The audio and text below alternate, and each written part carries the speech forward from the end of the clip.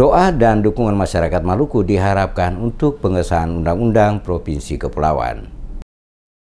Wakil Ketua 1 DPD RI Nono Sampono mengharapkan dukungan dan doa dari masyarakat Maluku agar perjuangan untuk pengesahan Undang-Undang Provinsi Kepulauan dalam waktu dekat ini akan segera terrealisasi. Pernyataan ini disampaikan Nono Sampono saat melakukan tatap muka dengan guru SMP Negeri 2 Ambon dalam kunjungan kerja baru-baru ini di Kota Ambon. Dijelaskan Nono Sampono, perjuangan panjang kurang lebih 14 tahun untuk mendapatkan pengesahan atas Undang-Undang Provinsi Kepulauan kini tinggal menunggu waktu dikarenakan DPD RI telah awal memparipurnakan dan telah diserahkan ke DPR RI dan selanjutnya akan segera dibahas bersama pemerintah untuk ditetapkan sebagai Undang-Undang Provinsi Kepulauan. Dikatakan Nono Sampono, dengan disahkannya Undang-Undang Provinsi Kepulauan maka secara otomatis anggaran pembangunan bagi daerah Maluku akan meningkat dari 1,2 triliun menjadi kurang lebih 11 triliun per tahun. Oleh karena itu, doa dan dukungan dari seluruh masyarakat Maluku sangat diharapkan agar dalam waktu dekat ini rancangan Undang-Undang Provinsi Kepulauan akan segera disahkan dan ditetapkan sebagai Undang-Undang Provinsi Kepulauan. Kali ini pasti yang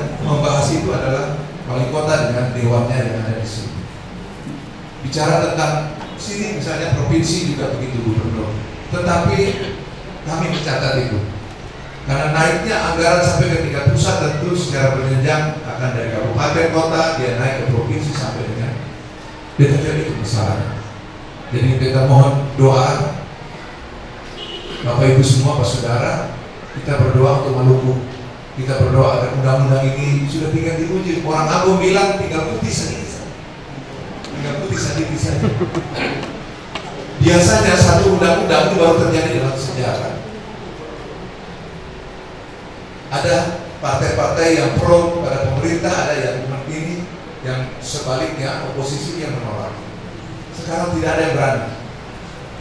DPD maupun DPR 100% semua setuju ini barang. Seperti diketahui sebelumnya, perjuangan Undang-Undang Provinsi Kepulauan telah berlangsung cukup lama dan hingga saat ini telah sampai ke DPR RI dan akan segera dibahas bersama dan ditetapkan sebagai Undang-Undang Provinsi Kepulauan. Dengan nantinya disahkan Undang-Undang Provinsi Kepulauan, maka secara otomatis kurang lebih 10 provinsi yang masuk dalam wilayah Provinsi Kepulauan akan mendapatkan anggaran pembangunan jauh lebih besar dari sebelumnya.